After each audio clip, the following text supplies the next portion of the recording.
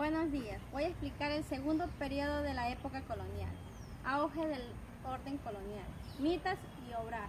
Desde finales del siglo XVI se abre un periodo de la denominación colonial en la Real Audiencia de Quito. La estrategia española era hacer de América un centro importante proveedor de metales preciosos. La Real Audiencia de Quito emergió un importante abastecedor no solo de tejidos, sino también de alimentos para los grandes centros de explotación mineras de Potosí. La encomienda fue perdiendo importancia hasta ser suprimida y se consolidó una nueva organización económica, la llamada MITA. Esta institución fue de origen incaico, reformulada por los colonizadores. Esta consistía en un determinado tiempo de trabajo obligatorio que los indígenas varones adultos tenían que realizar. La corona distribuía ese tiempo reservándose por parte de los mitayos para obras públicas. Ese trabajo era forzado, por lo que tenía que pagar un salario, lo cual garantizaba al Estado que los indígenas dispusieran de recursos para el pago del tributo. Los mitayos no solo trabajaban en la producción textil, sino también en la agricultura. Los llamados obrajes, estos eran centros de elaboración de paños que se desarrollaron en la Sierra Norte y Centro. La Real Audiencia de Quito se transformó en uno de los importantes del imperio colonial español. Por tal razón, el poder económico se concentró en manos de los grandes productores textiles. Muchas gracias. La sociedad colonial, los blancos, especialmente los españoles, estaban en las cúspides de la pirámide social. Ellos controlaban los principales centros de producción económica, la circulación de los bienes y el poder político de la audiencia. Y en los cabildos locales de otros estaban los pueblos indígenas que sufrieron cambios profundos, pero lograron mantener la continuidad de varios elementos de su organización.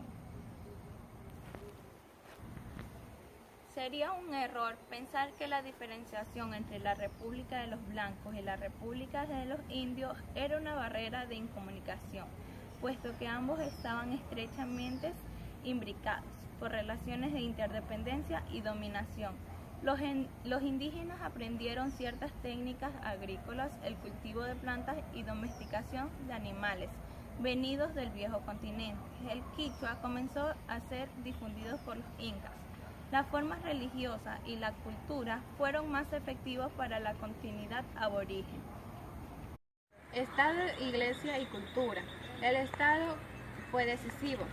Cumplió una función de conservador del orden. Se constituyó en una suerte de escenario de las contradicciones entre los intereses metropolitanos y locales. Fue un regulador de las condiciones de producción del conjunto de la sociedad, puesto que participaba activamente en el funcionamiento de las mitas y la distribución del trabajo social. El Estado colonial no comprendía solamente la administración de la audiencia, sino todas las instituciones donde se daba la dirección política. La Iglesia estaba sometida al control de las autoridades legales. Los españoles ejercían el derecho llamado patronato sobre la Iglesia americana. Se comprendía protegerla y dotarla de todos los recursos. Iglesia estaba firmemente enquistada en el aparato estatal colonial y ejercía un habitual monopolio de la dimensión ideológica de la sociedad. La burocracia eclesiástica no solo tenía a su cargo la evangelización de las masas indígenas y la función educativa de los colonizadores, sino que a los impares su cosmotización de la cristianidad. La Iglesia era la institución con más recursos para promover las actividades culturales, en realidad con una de las funciones básicas. Gracias. En el reencuentro del periodo, en el siglo XVI al siglo XVIII, funcionó lo que es el Pacto Colonial, en el cual hubo una notable continuidad de la vida política y social de Quito. Se dice que en este siglo también se da una buena estabilidad tanto económica como social. Ya. En el siglo XVII está administrado por el presidente Miguel de Ibarra, el cual en el año de 1606 ordenó fundar a la ciudad a su nombre. Ibarra y sus sucesos continuaron con la construcción de varios conventos y templos que dio comienzo a otros. En la presidencia de 1615 a 1636 se da lo que es el auge de producción textil. Ya en los años 30 y 50 del siglo XVII hubieron dificultades económicas. Quito fue azotado por sequías y pestes, que obligaron a organizar la atención hospitalaria. También hubo cierto auge de producción tanto artística como literaria en las décadas siguientes hasta finales del siglo XVII. La ciudad de Guayaquil fue atacada por piratas. A razón de esto, se buscó fortificarla mejor. Ya, la última década del siglo fue agravada por un terremoto que destruyó la Tacunga en el año de 1692 y el cual tuvo una repetición en el año de 1698, afectando también a la ciudad de Ambato y Riobamba.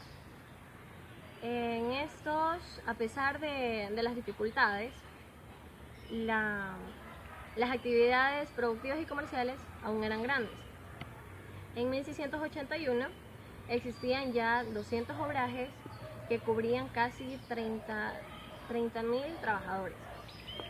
En estos tiempos, gracias a las pestes que se daban, tanto en universidades como en colegios, establecieron la cátedra de medicina. Bueno, espero que esta información que les hemos brindado nosotras les haya servido. Muchas gracias por su atención.